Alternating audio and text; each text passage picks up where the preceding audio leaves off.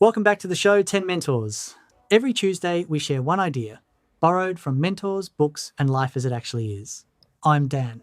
Let's get into today's lesson. Quick one before we start. I just want to say thank you to anyone listening because we're trying to build something here, and I really mean that. At 10 Mentors, the idea is simple. When someone starts work, whether it's their first job or a new chapter, they shouldn't have to figure everything out the hard way. That's why mentoring should be available to everyone. And if you're in a position where you manage a team or simply care about giving someone a better start than you had, then check out 10mentors.com and the 10 Mentors box. It's a practical way to give your people structure and real guidance from day one, ensuring no one gets left behind. Okay, so last Tuesday we talked about failure and how most of us don't actually fear failure itself. We fear the moment of it, where we're exposed and where progress looks messy and we feel judged. And I've been thinking about that episode because there's something sitting just underneath that fear that I didn't talk about much. And it's this strange expectation that if something is meant for us, then it should start working quickly.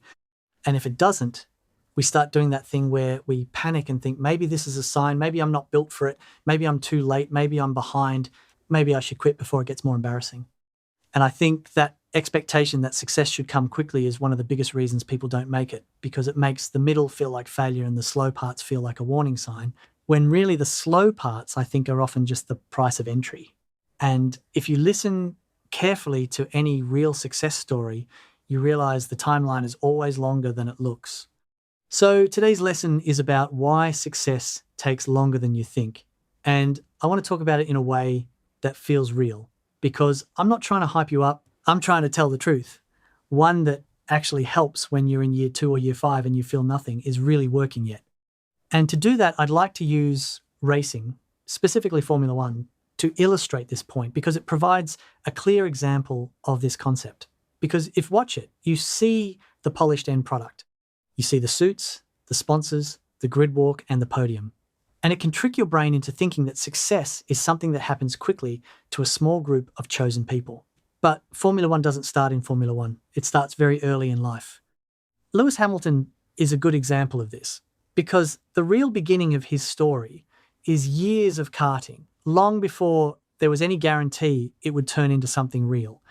And I want you to feel the timeline of that for a moment, because saying Lewis started karting as a kid sounds simple, but what it really means is 10 years before most people had ever heard his name. 10 years of doing the same thing over and over again, learning when to push, when to wait, how to lose gracefully, and how to win without it getting to your head. And that's just the first phase. And then, if you're good enough and lucky enough and have the funds to sustain you, you move up the ladder. And what people don't understand is that the ladder itself is brutal because karting has thousands of kids. After that, you get into junior formulas, then Formula 3, and finally Formula 2. And by the time you reach Formula 2, you're not a young driver anymore. You're a professional who has been training for most of your young life, and you're still not there. And then Formula 2 is the hardest waiting room in the world. It's full of people who have prepared for this since childhood and still might not get the seat. Not because they aren't talented, but because there are only 20 seats in Formula 1. 20 seats on the entire planet. And every one of those seats is a business decision, a timing decision, a political decision, and sometimes, honestly, a money decision. So when someone says, I want to be in Formula 1, what they're really saying is, I want to be in the top 20 in the world at this. And the timeline for that is not a year, it's not 2 years. It's often 15 to 20 years. And I'm saying that deliberately because fantasy timelines are what make people quit when things slow down. Fantasy is what makes year 3 feel like a crisis. Now, here's why this matters. Even if you don't like racing at all, your career has the same structure. You might not be chasing lap times, but you are chasing competence. You are chasing reputation. You are chasing the kind of skill that makes people choose you, recommend you, promote you, buy from you, or invest in you. And the part people underestimate is that skill takes time because learning is slow and mastery is built through repetition. This is where the 10,000 hour idea comes in. And I know the number gets thrown around a lot, and I'm not saying it like it's a strict rule, like you hit 10,000 hours and suddenly something magical happens. But the reason people talk about it is because it points at something we don't like admitting, which is that most meaningful competence takes years. It takes thousands of repetitions. It takes showing up when you're not inspired. And I think the reason that idea annoys people is because it destroys the fantasy of fast transformation. And we secretly love that fantasy.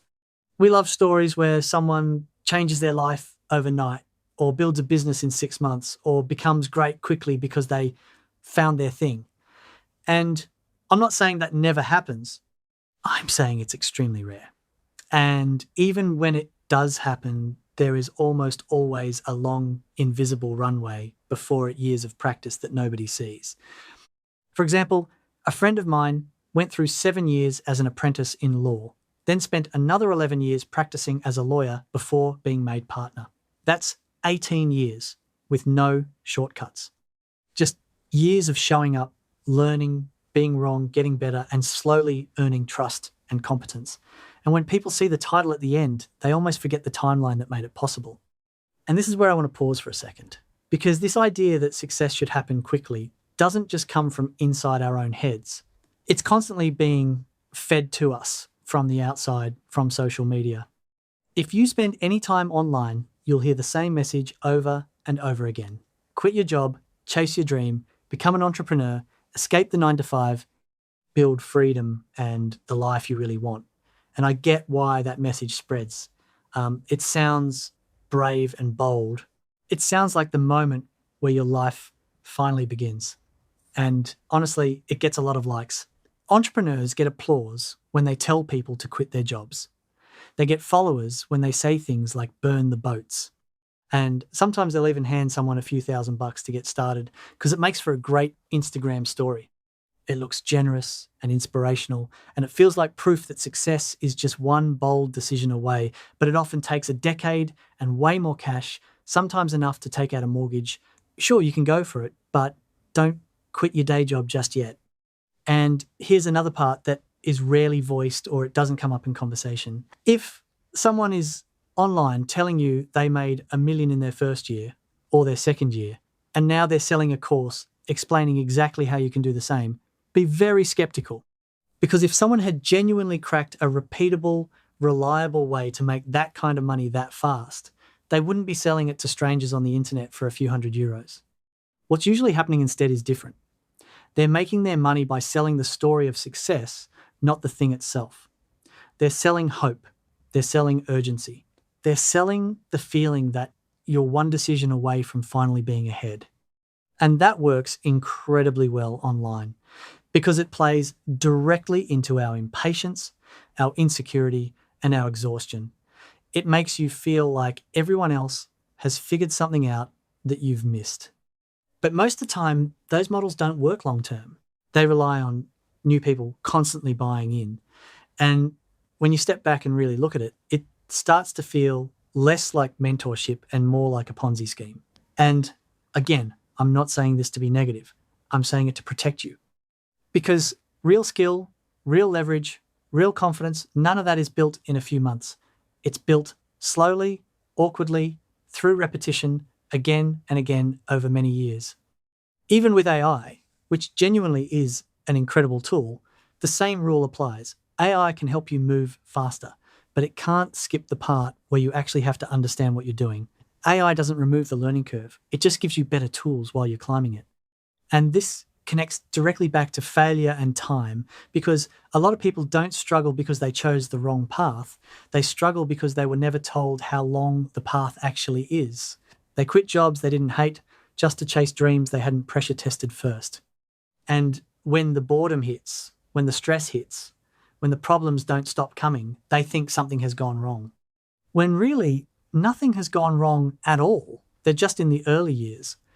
And dig a little deeper, and you see social media keeps pushing a generation to optimize for lives they don't actually want. Lives that look exciting online but are really exhausting in real life. Lives that value visibility over fit, speed over sustainability, applause over alignment. And again, this isn't anti-entrepreneurship, it's pro-reality.